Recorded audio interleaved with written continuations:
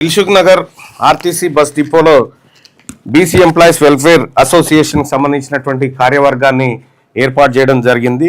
బీసీలమంతా ఒక్కటవుతున్నామని చెప్పడానికి దాదాపు దిల్సుఖ్ నగర్ డిపోలో 200 మంది ఆర్టీసీ డ్రైవర్లు, కండక్టర్లు, మెకానిక్లు, ఉద్యోగస్తులు అందరూ కూడా 200 మంది బీసీలంతా ఒక్కటైనటువంటి సందర్భంలో దాని కమిటీని నియమించడం జరిగింది.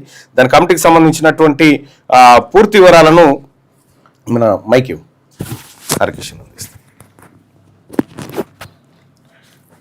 నమస్కారం, నేను పునః Harikishan, general secretary, RTC BC employees welfare association 3/30/2016.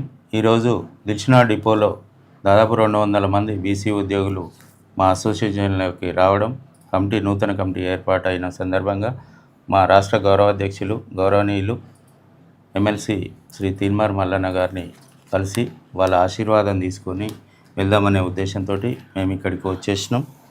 అలాగే అన్నగారి చేతుల మీదుగా కమిటీ నియామక పత్రాలు కూడా ఇద్దామని ఈ సందర్భంగా మీకు తెలియజేయండి. ఏంటంటే అన్నగారు మా రాష్ట్ర గౌరవాధ్యక్షులుగా నియమితులైనప్పటి నుంచి చాలా డిపోలు స్వయంగా పర్యటించి బీసీలంతా కూడా ఏకతాటి మీదకి వస్తున్నటువంటి సందర్భంలో ఇది ఒక గొప్ప ఆపర్చునిటీ.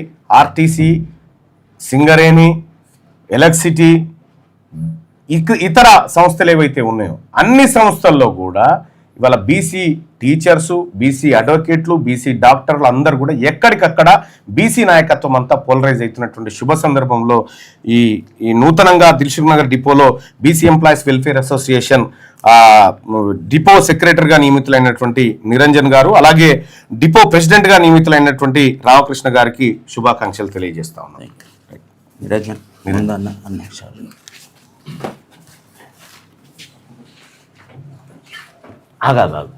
నువ్వు నియమితులై నాకు ఇస్తావేంది? లేదండి, అట్లా కాదు. నిరంజన్ ఏది? ఓకే, అర్జున్. మన బీసీ ఎంప్లాయీస్కి ఏ చిన్న ఇష్యూ జరిగినా మీరు ముందుండాలి. ఓకే, దా రామకృష్ణ దా ఇక్కడ టాట్కో దా రామకృష్ణ. కంగ్రాచులేషన్.